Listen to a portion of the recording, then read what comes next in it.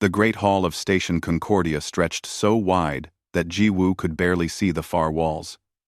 Thousands of alien beings filled the chamber, their bodies strange and beautiful in equal measure. Some floated in special gravity fields. Others sat on platforms designed for their unique shapes. The air hummed with translation devices, turning countless languages into sound. Ji-woo stood with the human delegation in their assigned section. She wore her formal, diplomatic uniform, dark blue, with Earth's symbol on the shoulder. Beside her, Captain Daewon stood perfectly still in his military dress. His face showed nothing, but Ji-woo knew him well enough. He was watching everything, counting exits, measuring threats. Old habits from the war years. Young Hae-won shifted nervously on Ji-woo's other side. This was her first millennial council, and her eyes were wide with wonder. Ji-woo remembered her own first council 50 years ago, when humanity had just joined the galactic community. Back then, she had felt that same wonder. Today, she felt only cold alertness. Chancellor Vex rose from the central platform. The insectoid being's wings caught the light as he raised his forearms for silence. The chamber quieted instantly. Vex's mandibles clicked as he spoke, and the translators rendered his words into every language present. "We gather to vote on humanity's petition to join the Inner Council," Vex announced. "As is tradition, we hear arguments for and against." Several species spoke in favor of humanity. They mentioned human art, human science, human medicine that had saved millions across the galaxy.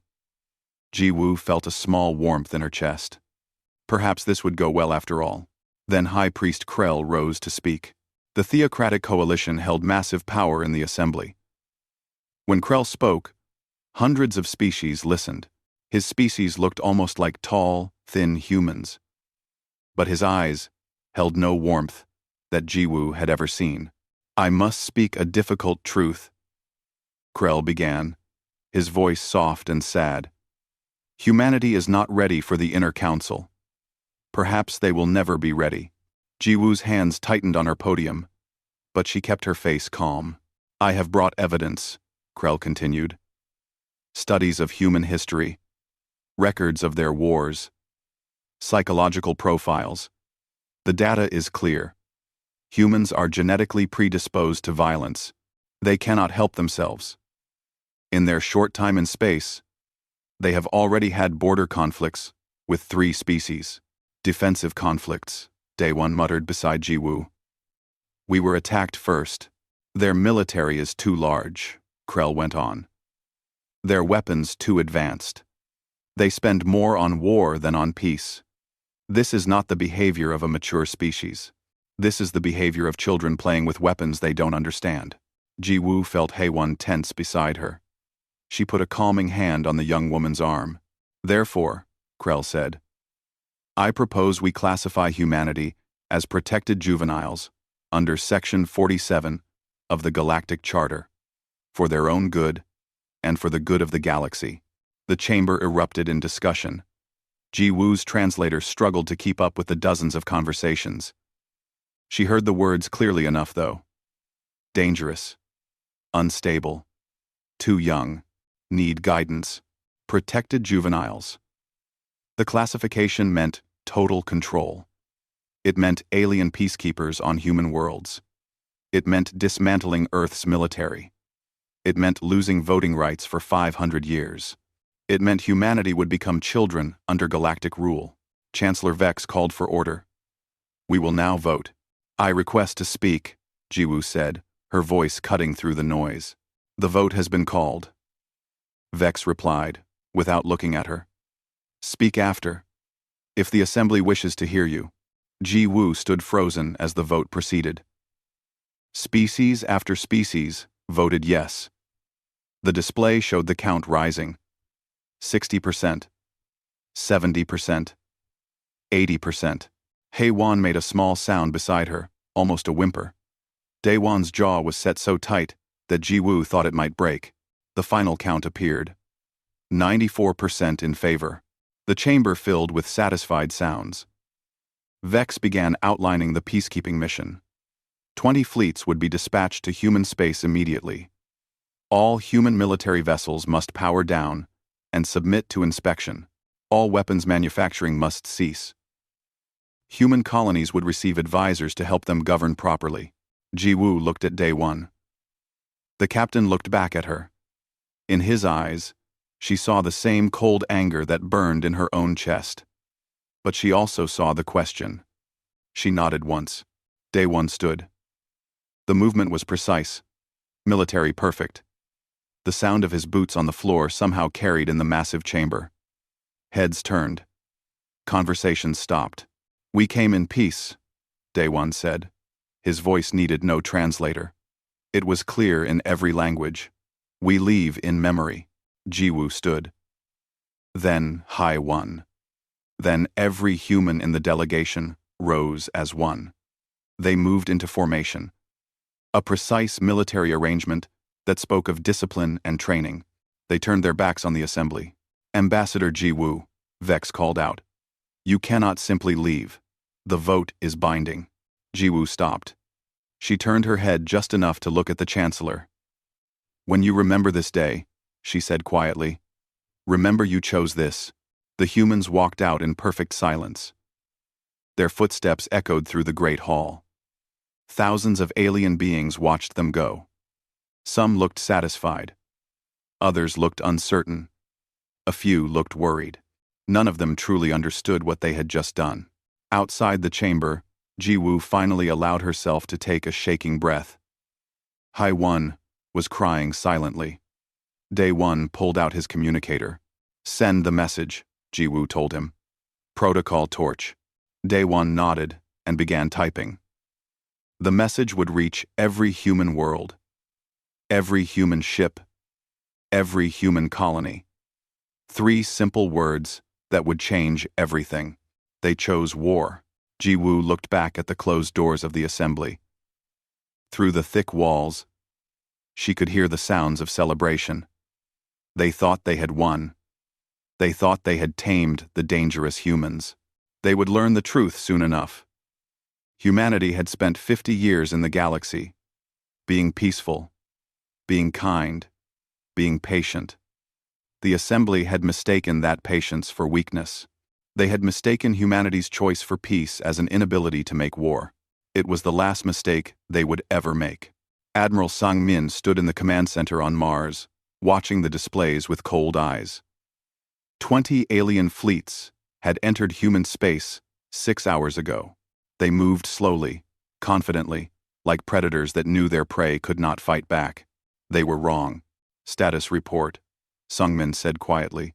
"All colonies are ready, sir," his operations officer replied. "Earth has evacuated the major cities. Luna Base is powered up. The belt stations are in position. We're ready to execute Protocol Torch on your command." Sang-min nodded. He had hoped it would never come to this. 50 years of peace.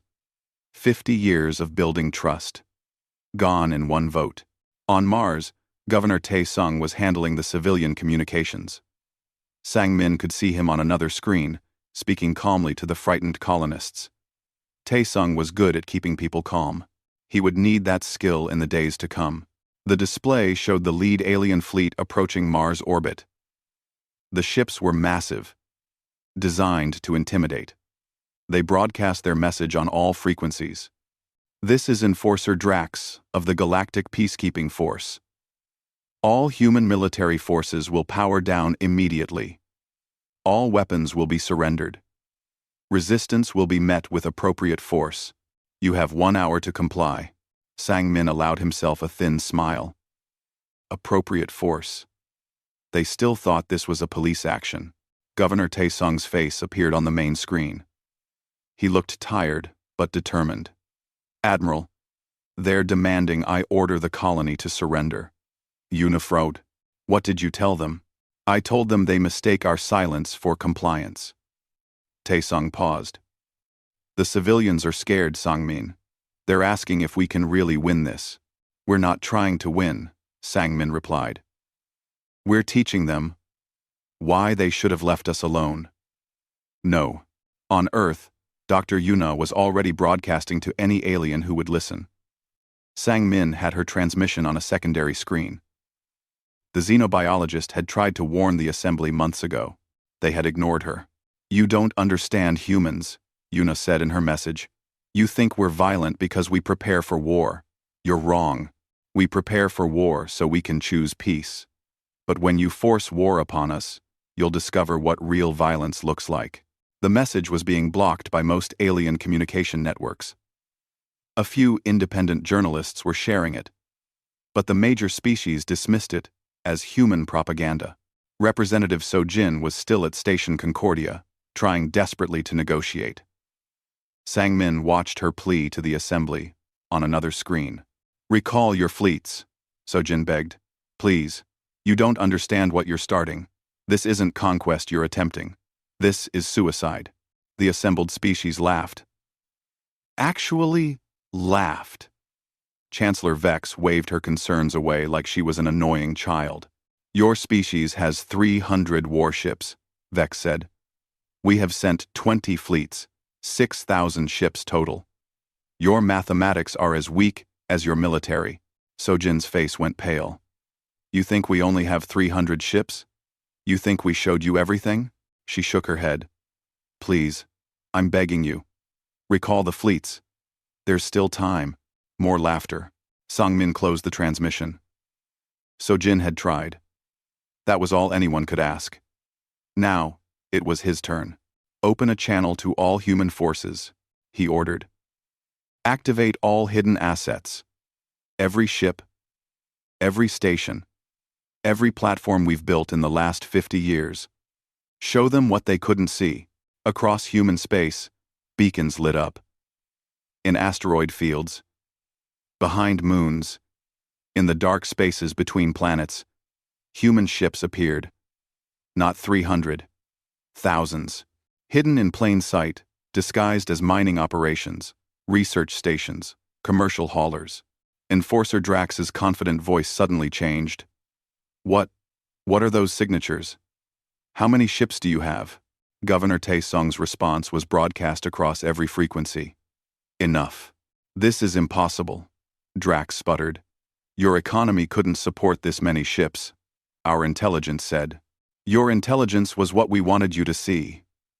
Taesung interrupted. "Did you think we trusted you? We've been in space for 200 years. We've been in your assembly for 50, and you thought we'd just hand over everything because you voted on it?" Sang Min watched the alien fleets slow down, suddenly uncertain. Their formation began to tighten, moving from an intimidating spread to a defensive cluster. "All human colonies, go dark," Sang Min ordered. Across 12 star systems, human colonies went silent. Earth, Mars, Luna, the Belt, the outer colonies, all stopped transmitting. To the alien fleets, it must have looked like humanity was preparing for something terrible. They were right. Dr. Yuna's leaked report finally reached some influential species. Sang Min watched it spread through alien networks. "Humans don't bluff," the report said. "Every threat they make, they can execute. Every weapon they show you is outdated. Every ship you see has 2 more you don't. This is not arrogance. This is their survival instinct. They prepare for the worst and hope for the best." One alien admiral tried to withdraw his fleet. The assembly ordered him to hold position. He refused and turned his ships around. Within an hour, he was removed from command. The assembly sent a more loyal admiral to replace him. Sang Min shook his head. They were so certain they were right. "Sir, Enforcer Drax is demanding we stand down," the communications officer reported. "He says they'll begin orbital bombardment of our cities if we don't comply within 10 minutes. "He's bluffing," Sang Min said calmly. "They won't fire on civilians. That's not how peacekeepers work. And if he does fire, then he makes our job easier." Sang Min pulled up the tactical display. "But he won't. He's trying to scare us. He still doesn't understand." 8 minutes passed, then 9. Enforcer Drax did not fire. Sang Min pressed the command button. "All forces, execute protocol torch. Light them up." The hidden human fleets surged forward. Fighters launched from concealed carriers. Missiles flew from platforms that had looked like communications relays. Energy weapons charged from stations disguised as civilian habitats. The alien fleets tried to respond, but they were too slow, too confused, too certain this couldn't be happening. The first alien fleet was destroyed in 14 minutes. Sang-min watched the display without expression. He took no joy in this, but he felt no regret either. They had chosen this. The assembly had voted to make humanity children. Now they would learn what happens when you threaten a human's home. Broadcast our message to the galaxy, Sang-min ordered. Make sure every species hears it. The message was simple. You brought war to our homes. We will bring annihilation to yours. This is your only warning. Leave human space now. Or learn why we chose peace for 50 years. 17 alien fleets turned and ran. 3 stayed, determined to carry out their orders. They would not survive the week. Commander Hyun-woo stood on the bridge of the carrier, Retribution, watching the tactical display with satisfaction. 3 alien fleets had ignored the warning. They had stayed in human space, confident they could restore order. 2 of those fleets no longer existed. Status on the 3rd fleet? Hyun-woo asked. They're trying to reach the jump point near Jupiter, his tactical officer reported. They won't make it. Pilot Yoonbi's squadron is in position. Hyun-woo nodded. Eunbi was his best pilot. She had reason to be. She was the only survivor of the Kepler massacre, a pirate raid 5 years ago that had killed her entire family. The aliens had dismissed it as an unfortunate incident. Humans had not forgotten. Let her fly, Hyun-woo said. In space near Jupiter, Eunbi sat in her fighter cockpit, breathing slowly. Behind her, 23 other pilots waited for her command. The alien fleet was running scared now, their formation broken, their ships pushing engines beyond safe limits. All wings, this is lead, Eunbi said calmly. Remember the doctrine. No warning, no mercy, no prisoners. Confirmed, lead, came the chorus of replies. The torch doctrine had been written 50 years ago, when humanity first entered the galaxy. It was simple. If anyone brought war to human homes, humanity would respond with total destruction. No negotiation, no surrender accepted, complete annihilation. For 50 years, no one had tested it. Now they were learning. Yoonbi's fighters swept through the alien formation like death itself. Human weapons tore through shields that weren't designed to stop them. Human tactics confused enemies who had fought the same way for 1,000 years. The aliens tried to return fire, but the human ships were too fast, too agile, too precise. 14 minutes after the attack began, the last alien ship exploded. Eunbi led her squadron home without losing a single fighter. On the Retribution, Hyun-woo received reports from across human space. Every alien peacekeeping fleet had been destroyed or driven away. 20 fleets had entered human space.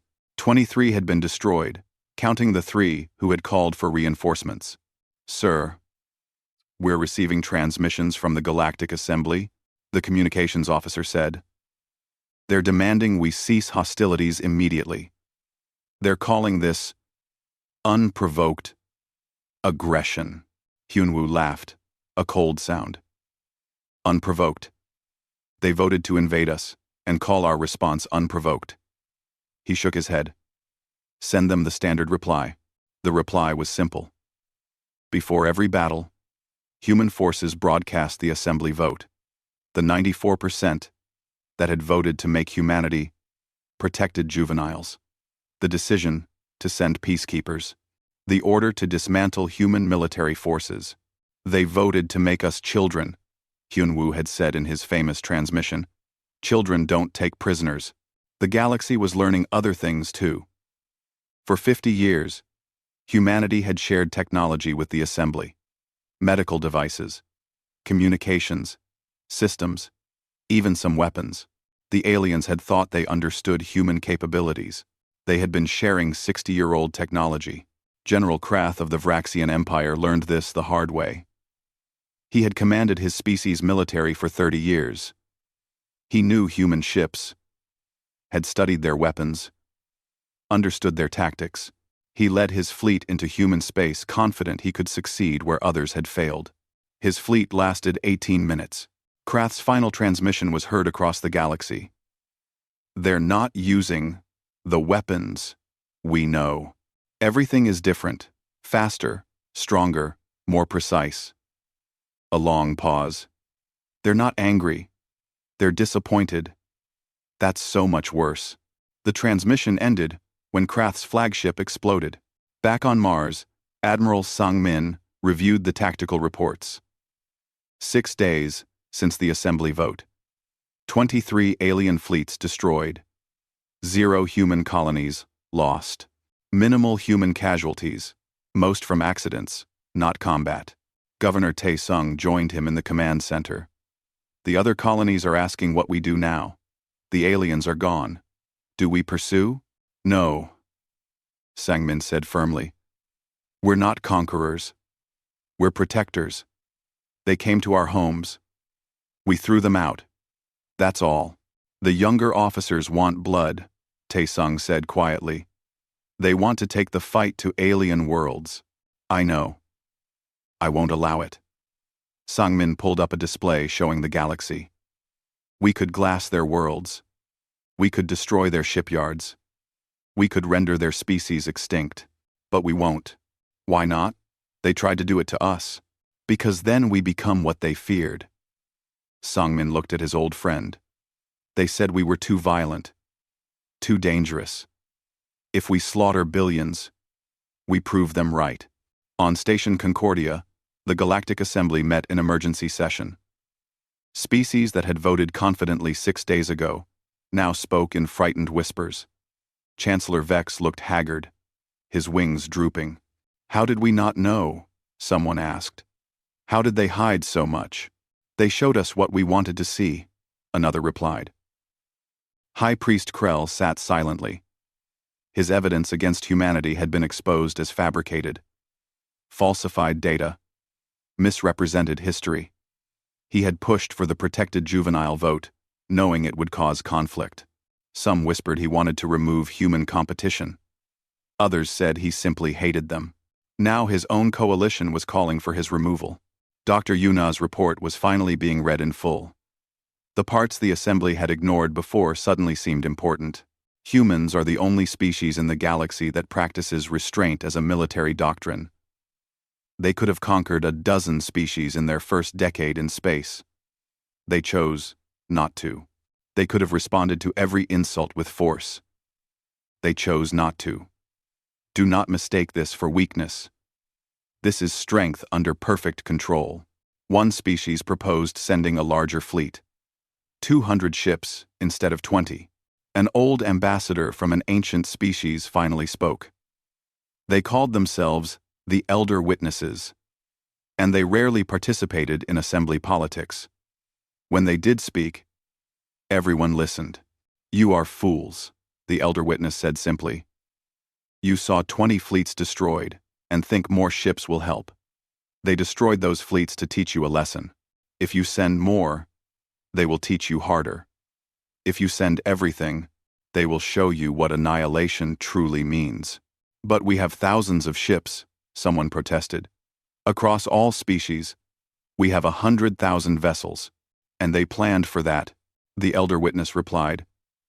Do you truly think they prepared for 50 years and only built enough to fight 20 fleets? They showed you enough to make you stop. Be grateful, they showed restraint. The assembly chamber fell silent. Commander Hyun-woo received new orders from Admiral Sang-min. Stand down from combat operations. Maintain defensive positions only. Anyone who enters human space gets one warning. Then we destroy them. But we don't pursue. Hyun-woo acknowledged the order. He looked at his officers. The fighting is over. We won. Did we? His tactical officer asked. They're still out there. Still powerful. We won because we survived, Hyun-woo replied. They wanted to make us children. We showed them we're adults. That's all we needed to do. But Hyun Woo knew the truth. This was just the beginning. Ambassador Ji Woo returned to Station Concordia 3 weeks after walking out. Her ship docked at the main port, and she walked through the corridors alone. No guards, no weapons, just one woman in a diplomatic uniform. The aliens who saw her stepped back. Some fled, others simply stared. Ji Woo made her way to the assembly chamber. The guards at the door tried to stop her, but Chancellor Vex's voice came through their communicators. Let her in. The Great Hall was half empty. Many species had recalled their ambassadors after the fleet disasters. Those who remained looked nervous. Ji Woo walked to the human section, now dusty from disuse. She did not sit. I am here to negotiate, Ji Woo announced. Not peace. We already have peace. You stopped attacking us. But we need to discuss the future. You destroyed 23 fleets, Vex said, his voice shaking slightly. You killed thousands, and you say you come for negotiation?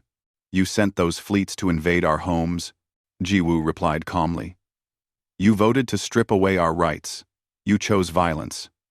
We responded. Now we choose negotiation. That is what mature species do. What do you want? High Priest Krell asked from his seat. He looked smaller now. Diminished. Justice, Ji Woo said simply. Over the next week, Ji Woo outlined humanity's demands. Not demands for territory. Not demands for resources. Demands for change. The Galactic Assembly would be reformed. The Inner Council would be dissolved. Every species would have equal representation, regardless of size or power. No more could powerful species vote to control weaker ones. Species being exploited by assembly corporations would gain independence. 12 species, stripped of their resources and treated as property, would be freed. High Priest Krell and others who had fabricated evidence would face trial. Not human justice. Galactic justice. By judges. From neutral species. And if we refuse? Vex asked. Ji Woo looked at him with eyes that held no anger, only certainty. Then human fleets will arrive at your homeworlds, not to destroy, to wait, to watch, to remind you every day that we could end you, but choose not to. That's terrorism, someone shouted. No, Ji Woo replied. Terrorism is voting to invade peaceful species because you fear them. What we offer is a choice. Change willingly, or live under the shadow of your own failure forever. Captain Day One was making good on that promise. His fleets had already arrived at 8 homeworlds. They sat in high orbit, weapons cold, shields down. They didn't threaten. They didn't attack. They just waited. It was terrifying. The species below looked up every night and saw human ships. Reminders that their governments had failed them. Reminders that only human restraint kept them alive. Some populations began to riot. Why had their leaders provoked humanity? Why had they believed the lies about human violence? Their own governments had brought this threat to their doorsteps. President Hae-won, the former junior diplomat who had witnessed the vote, now led Earth's government. She gave an address that was broadcast across the galaxy. You called us protected juveniles, Hae-won said. You said we needed guardians. You were right about one thing. The galaxy needs protectors, but not to control the weak, to protect them from the strong. Human forces began their real work. On Kepler 442, a mining colony of the small trill species had been enslaved by a corporate fleet. The corporation was owned by 3 powerful assembly species. The trill had begged for help for decades. The assembly had done nothing. Captain Daewon's ships arrived at Kepler 442 and broadcast a simple message to the corporate fleet. Leave now, or be removed. The corporate fleet commander laughed. You have no jurisdiction here. This is a legal operation under assembly charter. The charter is being revised, Daewon replied. You have 1 hour. 58 minutes later, the corporate fleet tried to attack. 3 minutes after that, the fleet was debris. The trill were free. Similar scenes played out across 12 star systems. Species that had been exploited for generations suddenly found themselves protected by human forces. The irony was not lost on anyone. Humanity, declared too violent to be trusted, was using that violence to protect the innocent. On Station Concordia, an old being finally spoke publicly. The elder witnesses had been observing the galaxy for 10,000 years. They rarely interfered, content to watch and learn. Elder Witness Syl was the oldest of them all. She floated into the assembly chamber, her crystalline body glowing with soft light. "I must speak," Syl said, her voice like music. "You are witnessing something important, something we have waited to see for millennia." The chamber fell silent. When an elder witness spoke, even the proudest species listened. "We have watched 1,000 species rise," Syl continued. "Most fall to the same trap. They gain power and use it to dominate. The strong crush the weak. This is the pattern that has repeated for ages." She turned, her crystalline eyes somehow focusing on where Jiwoo stood. "Humanity is different," Syl said. "They passed the trial of restraint. We did not set this trial. Life itself did. When given power, will you use it to dominate or to protect? When wronged, will you choose genocide or justice?" "They destroyed our fleets," someone protested. "They destroyed fleets that came to conquer them," Syl replied. "They could have destroyed your worlds, your species, your civilizations. Instead, they broke your weapons and demanded you be better." High Priest Krell stood slowly. His face showed shame for the first time. "I falsified the evidence against humanity," he said quietly. "I was afraid. Afraid they would expose the corruption in our systems. Afraid they would demand justice for species we had wronged. So I convinced the assembly they were dangerous." The chamber erupted, but Krell continued. "I was right to fear them. But not because they are violent. Because they are just. And justice is terrifying to those who profit from injustice." Ambassador Jiwoo walked to stand before Chancellor Vex. The insectoid being looked tired, his wings folded. "We could have glassed your worlds," Jiwoo said quietly, for his ears alone. "We could have made the galaxy fear us so much that none would dare challenge us. We chose to save your people instead. Remember that, Chancellor. Remember that humanity had the power to become monsters and chose to remain human." Vex looked at her for a long moment. "What now?" "Now we rebuild," Jiwoo said. "Together, as equals, as partners. That's what we wanted from the beginning." Captain Day One's ships began to withdraw from their positions above alien homeworlds. But they didn't return to human space. Instead, they established patrol routes between species territories. They became what the peacekeeping fleets should have been: protectors of the weak, guardians of the trade routes, defenders of those who could not defend themselves. Within months, 60% of the patrol forces were alien volunteers. Species that had fought against humanity now fought alongside them. They learned human tactics, human discipline, human values. Most importantly, they learned human restraint. The assembly reformed itself. The inner council was dissolved. Equal representation became law.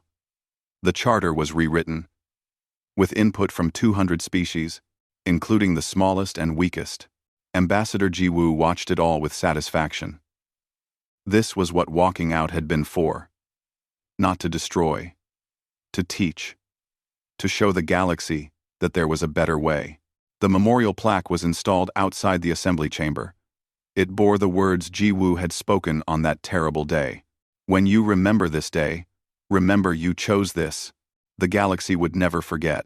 5 years had passed since the vote that changed everything. Secretary General Sojin stood at the central podium of the rebuilt assembly chamber, looking out at representatives from 847 species. The chamber looked different now. No more elevated platforms for powerful species. Everyone sat on the same level. "The Galactic Assembly is now in session," Sojin announced. She was human, but she had been elected by all species. 3 times, She had tried to refuse the position. 3 times the galaxy had insisted. The humans had not wanted to lead. They had made that clear from the beginning. "We'll guard it, not rule it," Ambassador Jiwoo had said. And humanity had kept that promise. Admiral Sang-min sat in the back of the chamber, watching the proceedings. He had retired from military command 2 years ago. Now he taught at the new Galactic Military Academy, where officers from 100 species learned to protect rather than conquer. His most popular lecture was always the same one. "We showed them the knife," he would tell the young officers. "Then we taught them we don't want to use it. That is the difference between strength and brutality. Any fool can destroy. It takes wisdom to protect." The academy had been Captain Daewon's idea. He had established it after seeing how many alien species wanted to learn from humans. Not just tactics and weapons, but philosophy and restraint. The Sentinel Corps had grown far beyond its original purpose. What started as human patrol forces had become a multi-species organization. 60% of the Sentinels were now aliens. They wore mixed uniforms showing both their species colors and the human star symbol. They patrolled trade routes. They responded to distress calls. They stopped pirates and criminals. But most importantly, they protected species that couldn't protect themselves. Daewon commanded the Sentinels from a station near the Galactic Core. He rarely came to Concordia anymore, preferring to stay with his ships and crews. But his influence was felt everywhere. Young beings across the galaxy looked up to him.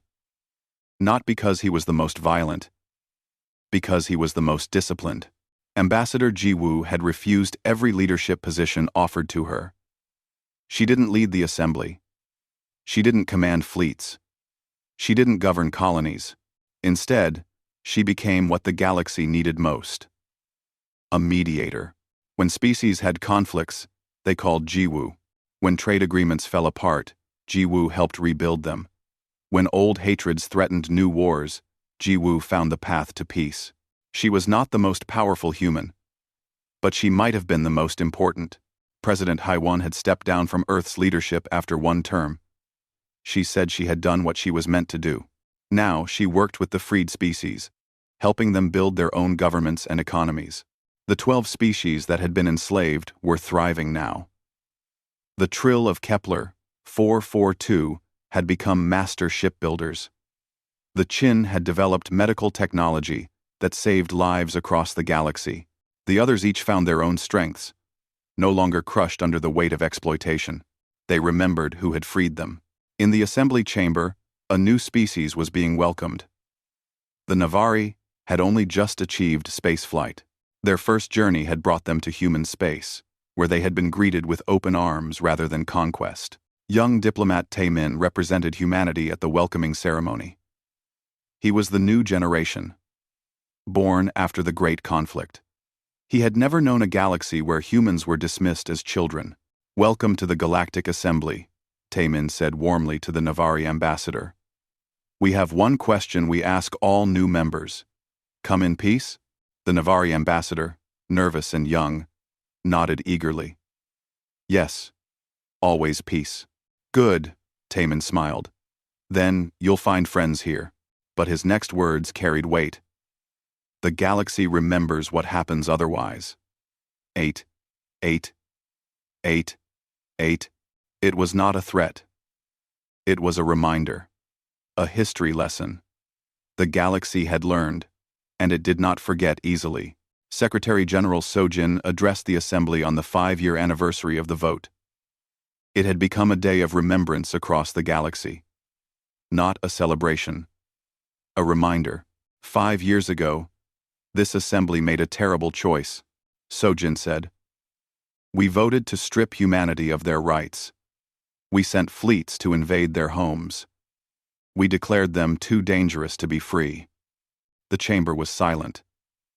Many who had voted yes that day were gone now, removed by their own people. But some remained, living with the shame of their choice. Humanity could have responded with genocide, Sojin continued. Instead, They responded with justice. They could have conquered. Instead, they protected. They could have ruled. Instead, they partnered. She paused, looking at the faces before her. This is what mature species do. They choose the harder path because it is the right one. Humanity taught us that lesson. We must never forget it. Admiral Sang-min left the chamber and walked through Concordia's corridors. So many things had changed. The station was more diverse now. Species that had never participated in galactic affairs now had voices. The powerful corporations that had exploited entire worlds were broken up, their practices outlawed. He passed a group of young Sentinel recruits, mixed species, laughing together. They saluted him smartly. He returned the salute and felt satisfied. This was what they had fought for. Not domination. Partnership. In his classroom the next day, Sang-min faced a new group of officers. Some were human. Most were not. They all wanted to learn the same thing. How to be strong without being cruel.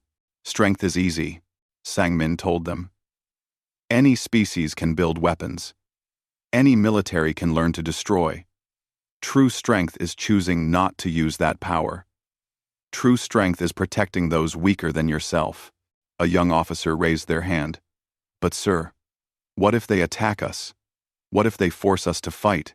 Then you fight, Sang-min replied simply. But you fight to end the threat, not to feed your anger. You fight to protect, not to punish. And when the enemy is defeated, you offer them a chance to be better. Even if they don't deserve it, especially then, Sang-min said. Because that's what separates us from them.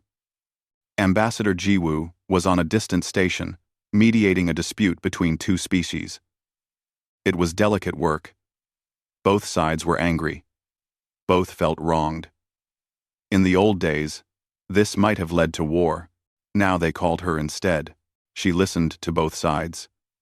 She found the common ground. She helped them see each other as people rather than enemies. By the end of the day, they had an agreement. How do you do it? One of the ambassadors asked her. How do you stay patient with us? Jiwoo smiled. Because I remember what impatience costs. 5 years ago, the galaxy was impatient with humanity. Look what that cost us all. I choose patience, because the alternative is too terrible. Captain Day 1 stood on the bridge of his flagship, watching a patrol report. Pirates had been raiding in the outer sectors. The Sentinels were responding. Not with overwhelming force. With precision and discipline, the pirates were stopped. Their ships disabled. Their crews arrested. No unnecessary violence. No excess force. Just enough to end the threat. A young Sentinel officer approached him.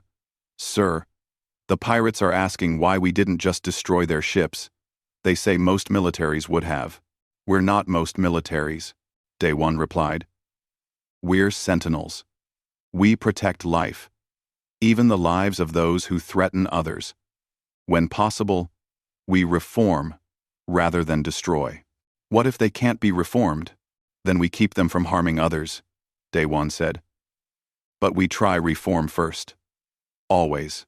On Earth, in the great library where history was preserved, a new exhibit opened.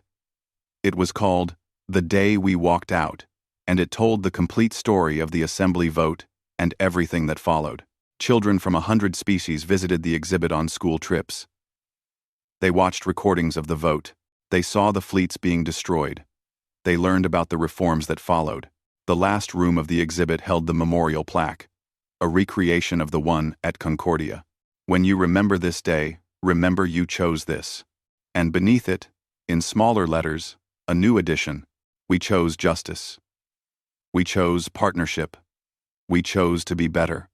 Let this choice guide us forever. Secretary General So Jin addressed the assembly one final time before her term ended. She had served 5 years and refused to seek another term.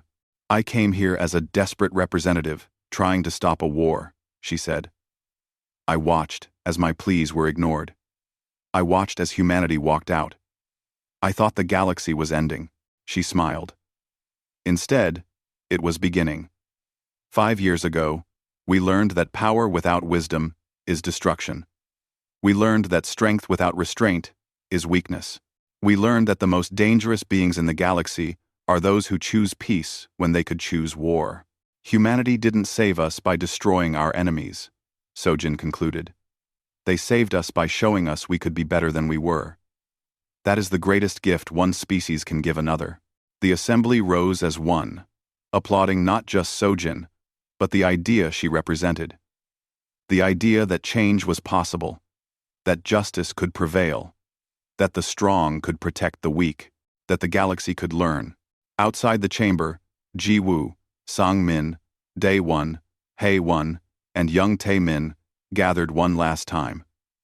They looked at each other. These humans, who had changed everything, was it worth it? Hae-won asked quietly. All the fighting? All the death? All the fear? Ji-woo looked at the bustling station around them. Hundreds of species working together. Trading. Talking. Living in peace. Yes, she said simply. The galaxy watched in dread as we walked out. Now they watch in hope as we walk beside them. That was worth everything. The 5 humans walked into the crowd, no longer separate, no longer apart. Just 5 beings among billions, all building a better future together. And the galaxy remembered.